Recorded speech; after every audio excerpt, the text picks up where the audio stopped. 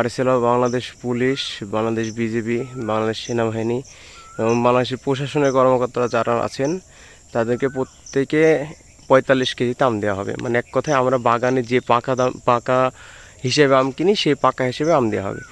আর সাধারণত সবাই কিন্তু এই কাস্টমারকে নিয়ে ডিল করতে চায় না, কেন এই কাস্টমারগুলোর সাথে যদি টেরিবেরি করে তাহলে পিছোড়া লাল করে দেবে। কিন্তু আমি যদি নিজে সৎ থাকি তাহলে হয়তো বা এগুলো কোনো বিষয় না। আসসালামু আলাইকুম ওরহমতুল্লাহি বারাকাতুহু। আশা করি আপনারা সবাই ভালো আছেন এবং আপনাদের দোয়াতে আল্লাহর রহমতে আমিও ভালো আছি।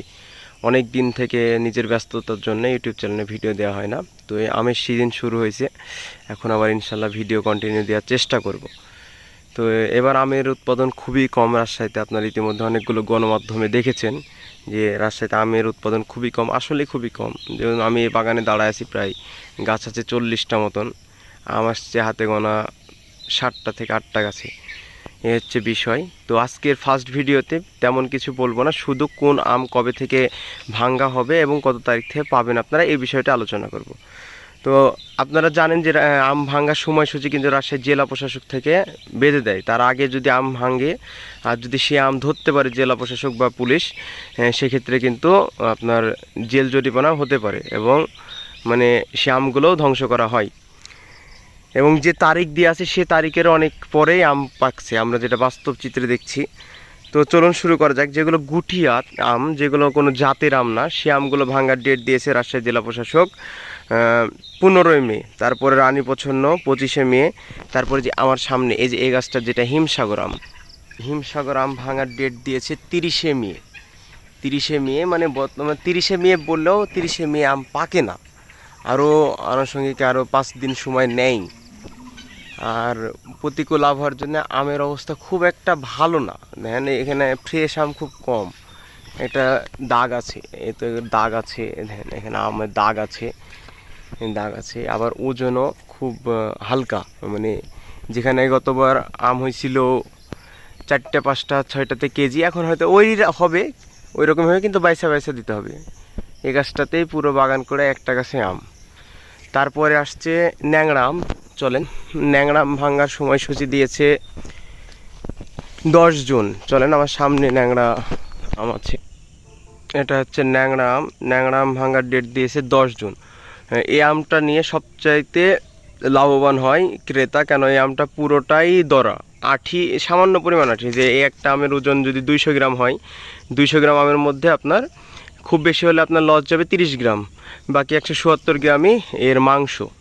এই আমটা সবচাইতে লাভবান হয় ক্রেতা। তারপরে চলুন আমরা কী আম ভাঙছে, তারপরে ভাঙা হচ্ছে ফজলি আম।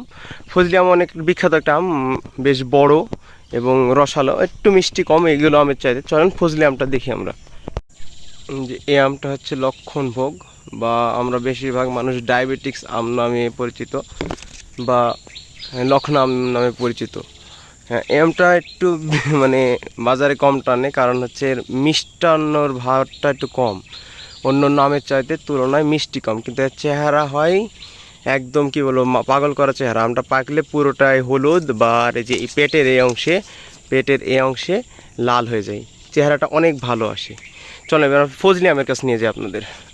বেশ আম আছে মোটামুটি পাতলা আম, ওই যে দেন গাছে আগাতে আম নাই, কিন্তু গাছের এই যে গুঁড়া দিয়ে মাছ দিয়ে ফাটা ফাটা অংশে আম আছে। এ হচ্ছে ফজলি আম। ফজলি আমের মধ্যে আবার 2টা ভাগ আছে, একটা হচ্ছে নাক ফজলি, একটা হচ্ছে সুরমা ফজলি। তো সবচাইতে মজা হচ্ছে সুরমা ফজলি খাইতে। নাক ফজলিও ভালো লাগে, কিন্তু অতিরিক্ত পাকা লেগান ভালো লাগে। তাছাড়া সুরমা ফজলি একটা জেনুইন মিষ্টি বেশি।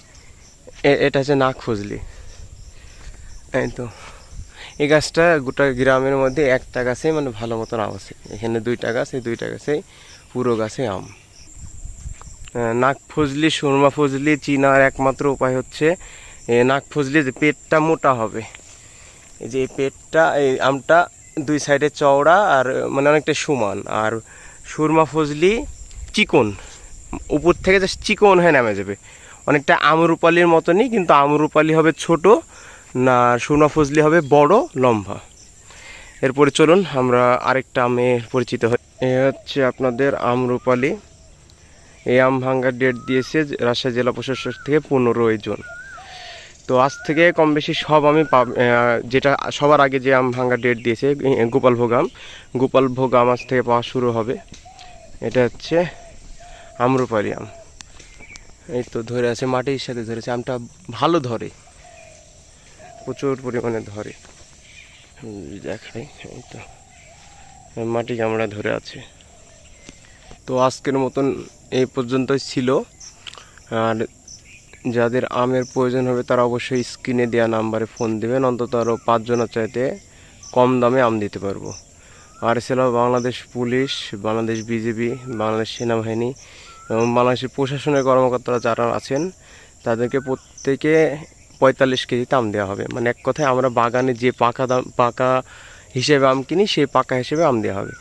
আর সাধারণত সবাই কিন্তু এই কাস্টমারকে নিয়ে ডিল করতে চায় না, কেন এই কাস্টমারগুলোর সাথে যদি টেরিবেরি করে তাহলে পিছোড়া লাল করে দেবে। কিন্তু আমি যদি নিজে সৎ থাকি তাহলে হয়তো বা এগুলো কোনো বিষয় না। তো আরও একটা প্রবাসী, বাংলাদেশ পুলিশ, বাংলাদেশ সেনাবাহিনী, তারপরে বাংলাদেশের প্রশাসনের যে কোনো প্রশাসনের কর্মকর্তা সবার জন্যই 45 কেজিতে মন। আসসালামু আলাইকুম ওয়া রাহমাতুল্লাহি ওয়া বারাকাতুহু। আশা করি আপনারা সবাই ভালো থাকবেন। আবার নতুন একটা ভিডিও নিয়ে আপনাদের সামনে হাজির হবো। আসসালামু আলাইকুম।